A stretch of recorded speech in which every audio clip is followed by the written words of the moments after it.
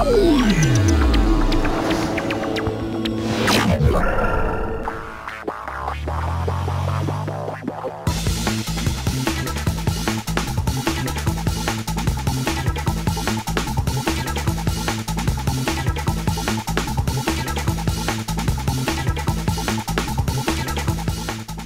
you were wondering whether The Sims 2 was worth the wait, the short answer is yes. It really is a great game, and if that's all you needed to hear, go out and get it. You're all set. But if you were looking for a little more info, let's take an in-depth look at The Sims 2. Now, like the first game, The Sims 2 lets you create a family of little computer people, build them a house, and set them loose in a virtual neighborhood. And like the first game, your Sims have different personalities and different needs. But now they also have memories, genetics, aging, and aspirations, among other things. Now, some of these things actually have a pretty big impact on the way the game plays, but to get the most out of them, you'll have to hunker down and really play with them a bit. For instance, memories happen at important parts of your Sims' lives, like when they get married or when they have a kid. These events have some influence on your Sims' behavior, but they don't profoundly change the basic game. On the other hand, aging and genetics let your Sims pass on their appearance and their personalities to their kids. In the first game, you could have your Sims get married and have a kid, but things never really went further than that. In The Sims 2, your Sims can get married, have children, grow old, and die of old age, while their children grow up to raise a family of their own until they start to grow old themselves. So, if you care to, you can actually create a long-running family tree of many generations of Sims, though this takes a while. If you don't want your Sims to grow old and die, there's actually an all-new gameplay system called Aspirations and Fears. Now, your Sims can choose one of 5 different life goals, which boil down to immediate goals like buying a bookcase or becoming someone's best friend. If you keep satisfying these goals, your aspiration meter fills up until it turns platinum, and the more often it stays platinum, the longer your Sims stay young.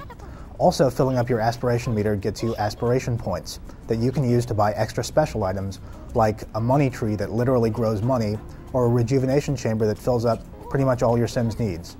If you actually sit down and try to fulfill all your Sims' aspirations, The Sims 2 actually turns into a very challenging role-playing game, if you can believe that. Some critics said that the first Sims game didn't offer any clear objectives. Some even said that there wasn't anything to do other than kind of go into the bathroom. But the aspiration system definitely gives you a clear goal if you want to take it. And fortunately, your Sims needs run out a bit more slowly in The Sims 2, so you're not always running to the bathroom anyway.